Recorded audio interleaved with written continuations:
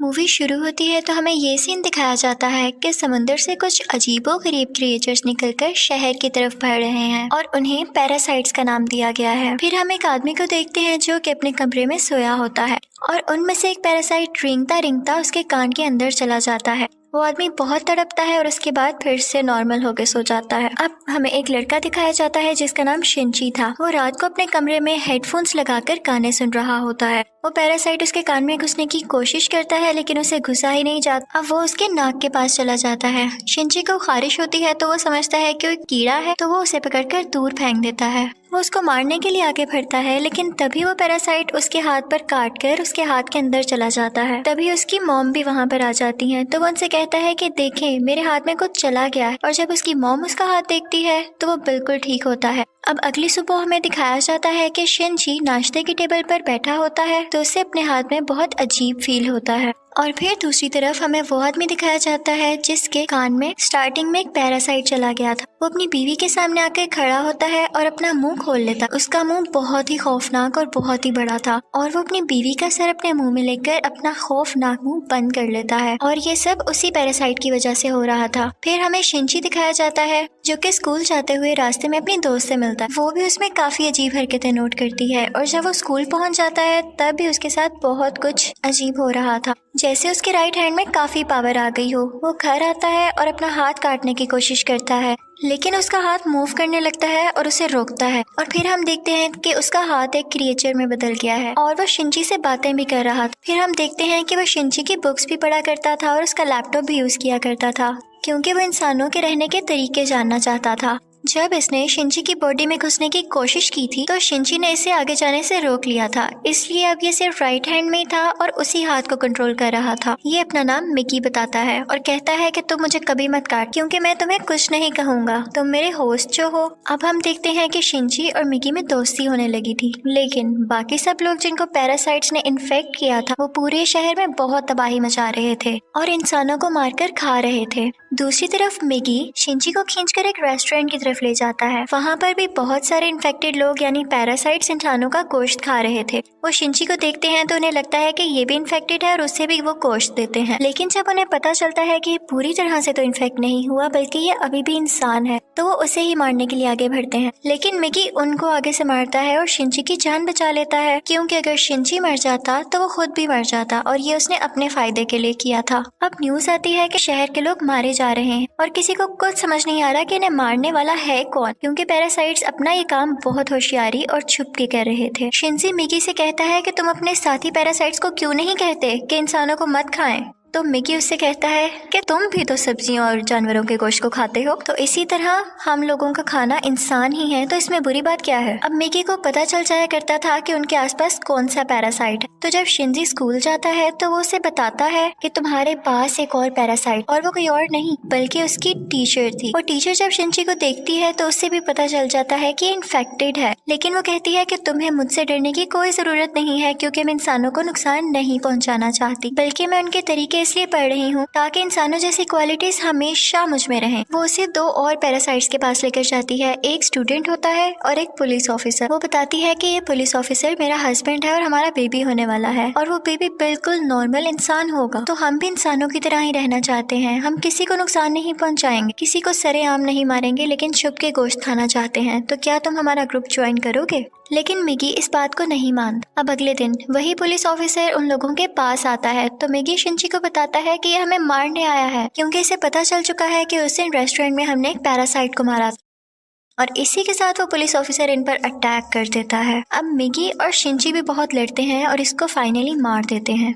जब शिंची घर आता है तो उसे बहुत बुरा लग रहा कि उसने एक मर्डर कर दिया, लेकिन दूसरी तरफ हम देखते हैं कि पुलिस ऑफिसर की बॉडी से वो पैरासाइट निकलकर किसी और की बॉडी में चला जाता है और ये कोई और नहीं बल्कि शिंची की माँ थी और वो शिंची को मारने के लिए उसकी तरफ बढ़ रही थी। मिगी शिंची को बताता है कि तुम्हें मारना चाहती है, तो शिंची उसे कहता है कि खबरदार तुमने मेरी माँ को कुछ कहा, क्योंकि वो अपनी माँ से बहुत मोहब्बत करता था और वो नहीं चाहता था कि उसकी माँ मरे। लेकिन देखते ही देखते उसकी माँ का सर भी बाकी पैरासाइट्स की तरह खुलने लगता है और वो शिनची पर अटैक कर देती है। उसका बहुत खून जाया होता है और वो मरने के करीब होता है। लेकिन अगली सुबह हम देखते हैं कि वो दोबारा से उठ खड़ा हुआ है। तो मिगी उसे बताता है कि तुम बहुत जख्मी हो गए थे, लेकिन मैंने अपने सेल से तुम्हारे जख्म को ठीक कर दिया। लेकिन यहाँ बुरी बात ये थी कि अब शिनची की बॉडी में मिगी के सेल्स चले गए थे और अब वो पूरी तरह इन्फेक्ट हो रहा था। अब शिनची अपनी माँ को ढूंढने लगता है, लेकिन वो कहीं पर नहीं मिलती। तो वो टीचर के पास जाता है और पुलिस ऑफिसर के बारे में पूछता है, लेकिन वो टीचर भी उसे कुछ नहीं बताती। मिगी उसे बताता है कि अब दिन में मुझे भी 4 घंटे सोने की जरूरत पड़ेगी और उस वक्त मैं तुम्हें बचा नहीं सकूंगा, तुम्हें अकेले ही लड़ना होगा। लेकिन क्योंकि मिगी के सेल्स भी अब उसकी बॉडी में थे तो उसके अंदर मिगी की क्वालिटीज भी आने लगी। खैर, फिर हम देखते हैं कि वही स्टूडेंट जो टीचर ने दिखाया था, जो कि पैरासाइट बन चुका था, वो भी शिनची के स्कूल में ही एडमिशन ले लेता है। वो शिनची का दोस्त बनने का ड्रामा करता है, लेकिन आहिस्ता आहिस्ता सबको पता चल जाता है कि वो पैरासाइट है और फिर वो स्टूडेंट इन सब को मार देता है। इसके बाद वो शिनची की दोस्त को भी मारने भरता है, लेकिन शिनची अपनी दोस्त को उठाकर बिल्डिंग से जंप लगा देता है। अब वो टीचर वहाँ पर आती है और वो चाहती थी कि स्टूडेंट मर जाए, क्योंकि इसकी वजह से उसका राज भी खुल सकता था। वो वहाँ पर ब्लास्ट करती है, लेकिन उसे कुछ नहीं होता और फिर पुलिस वहाँ पर आ जाती है, लेकिन वो पुलिस को भी मार देता है। अब मिगी शिनची को बताता है कि वो बिल्डिंग की छत पर है और शिनची दूसरी बिल्डिंग की छत पर जाकर उसे एरो से मार देता है। और उसके बाद वो टीचर के पास जाता है और उस पुलिस ऑफिसर का एड्रेस पूछता है, जो कि पैरासाइट था, और टीचर अब उसे एड्रेस दे देती है। उस पुलिस ऑफिसर का पैरासाइट अब भी उसकी माँ के अंदर था। लेकिन यहाँ पर मिगी के सोने का टाइम हो जाता है, तो इसका मतलब ये था कि शिनची को यहाँ पर अकेले ही लड़ना था। उस पैरासाइट को खत्म करने के लिए जैसे तैसे करके वो उसकी गर्दन काट देता है, जिसके बाद उसकी माँ और वो पुलिस ऑफिसर दोनों मारे जाते हैं। फिर हम देखते हैं कि शिनची अपनी दोस्त से हॉस्पिटल मिलने जाता है।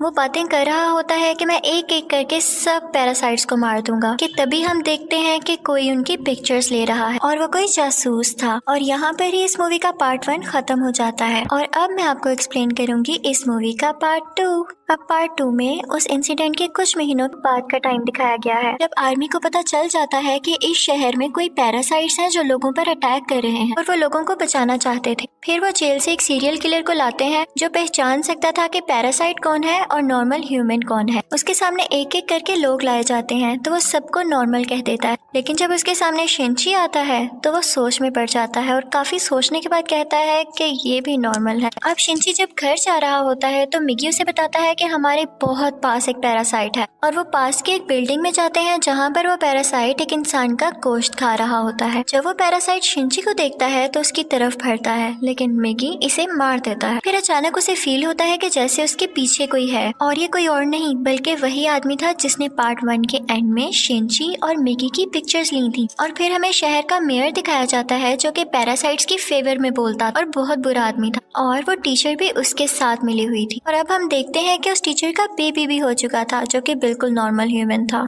वो मेयर जान गया था कि शिनची पैरासाइट्स को मार रहा है तो वो भी उसे मारना चाहता था, लेकिन टीचर उसे मना कर देती है। वो कहती है कि मिगी और शिनची आपस में जुड़े हुए हैं, तो मैं देखना चाहती हूँ ये कैसे एक साथ रहते हैं, और अगर तुम शिनची को मारोगे तो हमारा पैरासाइट मिगी भी मर जाएगा। और इसीलिए उसी ने शिनची के पीछे वो जासूस भेजा था ताकि वो उस पर नजर रख सके। शिनची एक दिन चल रहा होता है कि उसे फिर से फील होता है कि उसके पीछे कोई है। वो जासूस उसकी सारी बात सुनता है और उसे कहता है कि तुम्हें अपने बारे में पुलिस को बता देना चाहिए। तो शिनची उससे कहता है कि नहीं, पुलिस में भी बहुत सारे पैरासाइट्स भरे पड़े हैं। उसे यहाँ पता चल जाता है कि इस जासूस को टीचर ने उसके पीछे लगाया है। तो वो टीचर के पास जाता है और कहता है ये तुम सब क्या कर रहे हो, ये करना बंद क्यों नहीं कर देते हो? तो टीचर उससे कहती है तो तुम हमारे साथी पैरासाइट्स को क्यों मार रहे हो? वो सिर्फ अभी इंसानों को खाना सीख रहे हैं और कुछ देर बाद वो उनको मारना भी बंद कर देंगे। वो चुप हो जाता है और फिर जासूस के पास जाता है और उसे बताता है कि वो टीचर बहुत खतरनाक पैरासाइट है, वो किसी भी वक्त तुम्हें भी नुकसान पहुंचा सकती है, तो तुम उससे दूर रहो। लेकिन जासूस उसकी बात पर यकीन नहीं करता। अब अगले दिन वो जासूस उस मेयर से मिलता है। उसे शिनची की बात को टेस्ट करना था कि वो सच बोल रहा है या नहीं, तो इसलिए वो मेयर के रूम में वॉइस रिकॉर्डर लगा देता है। लेकिन मेयर को इस बारे में पता चल जाता है और वो जासूस को मारने का हुक्म दे देता है कि ये अब हमारे लिए नुकसान बन चुका है। वो पैरासाइट को उसके घर भेजता है उसे मारने के लिए, लेकिन वो घर पे नहीं होता तो वो उसकी बेटी को मार देते हैं। अब दूसरी तरफ शिनची को मिगी बताता है कि तुम पर 5 पैरासाइट्स अटैक करने आ रहे हैं। अब उनकी तरफ एक आदमी बढ़ता है और उसी आदमी के अंदर वो 5 पैरासाइट्स थे। मिगी और शिनची उससे फाइट करते हैं और उसका सर उड़ा देते हैं। उन्हें उन्हें लगता है कि अब ये मर चुका है, लेकिन अभी तो सिर्फ एक पैरासाइट मारा गया था और 4 अभी भी बाकी थे। बाकी के पैरासाइट्स उसके हाथ में आ जाते हैं और उसे कंट्रोल करने लगते हैं। अब वो टीचर मेयर से कहती है कि जब मैंने तुम्हें मना किया था कि तुम उस जासूस या शिंजी को मारने के लिए पैरासाइट नहीं भिजवाओगे तो तुमने ऐसा क्यों किया। अब मेयर यहाँ पर नोट करता है कि उस टीचर के दिल में माँ बनने के बाद इंसानों वाले इमोशंस वापस आ रहे थे, तो इसे बात बिल्कुल अच्छी नहीं लगती। अब वो उस टीचर को मारने के लिए 3 पैरासाइट्स भेजता है, लेकिन चूंकि वो भी पैरासाइट थी तो उसको पता चल जाता है कि कोई उसे मारने आ रहा है और वो उनको पार्किंग में बुलाती है और उन तीनों से अकेले ही मुकाबला करके उन्हें मार देती है। लेकिन जब वो घर आती है तो वो देखती है कि उसका बच्चा वहाँ पर नहीं है और उसे एक नोट मिलता है जिस पर लिखा होता है कि तुम्हारा बच्चा मेरे पास है और ब्रिज पर मुझसे मिलने आओ। इनफैक्ट वो नोट उस जासूस का था। वो अपनी मरी हुई बेटी का बदला लेना चाहता था टीचर के इस बेबी को मारकर। वो टीचर घबराते हुए शिंची को भी अपने साथ वहाँ लेकर जाती है, तो शिंची उस जासूस को बताता है कि तुम्हें इसे मारकर कुछ नहीं मिलेगा क्योंकि ये बेबी एक नॉर्मल इंसान है। इसी दौरान आर्मी भी वहाँ पर आ जाती है और उन्हें पता चल जाता है कि मेयर ने अपनी बिल्डिंग के अंदर बहुत सारे पैरासाइट छुपाए हुए हैं।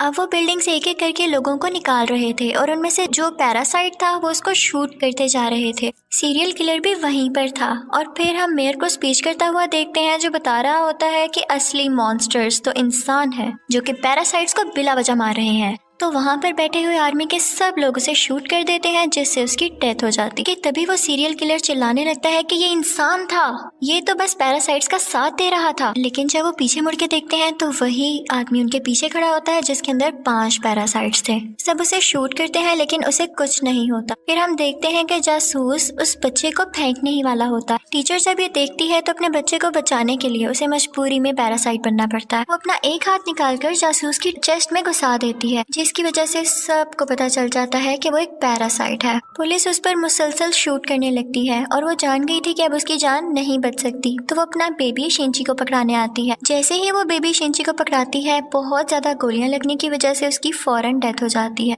यहाँ पर शिंची को अपनी माँ भी याद आने लगती है और उसमें इंसानों वाली फीलिंग्स दोबारा से आने लगती है। अब पुलिस शिंची को अपने साथ इन्वेस्टिगेशन के लिए ले जाती, लेकिन साथ ही उन्हें खबर मिलती है कि उस पैरासाइट ने जिसके अंदर 5 पैरासाइट थे आर्मी को मार दिया है। तो शिंची फौरन से कार लेके वहाँ पे जाता है और वही पैरासाइट उसकी कार को रोककर उसका एक्सीडेंट कर देता है। अब वो जंगल में चला जाता है और मिगी से कहता है कि जब तक तुम मेरे साथ हो उसको पता चल जाएगा कि हम कहाँ हैं, तो तुम मुझसे अलहदा हो जाओ प्लीज। इसी के साथ वो पैरासाइट फौरन वहाँ आ जाता है और उन पर अटैक करने लगता है। अब क्योंकि शिंची और मिगी की काफी दोस्ती हो चुकी थी तो मिगी अपनी कुर्बानी दे देता है, यानी अपनी जान सेक्रीफाइस कर देता है, उसकी बॉडी से अलग हो जाता है और शिंची को वहाँ से भाग जाने का कहता है और मिगी को वो पैरासाइट मार देता है, जिस पर शिंची काफी उदास हो जाता है और फिर अपनी दोस्त के घर की तरफ जाता है। वो उसका बहुत ख्याल रखती है। वो लेटा होता है कि एकदम देखता है कि उसके बाजू में से मिगी का एक और हिस्सा ग्रो कर रहा है और ऐसा इसलिए हुआ क्योंकि जब मिगी ने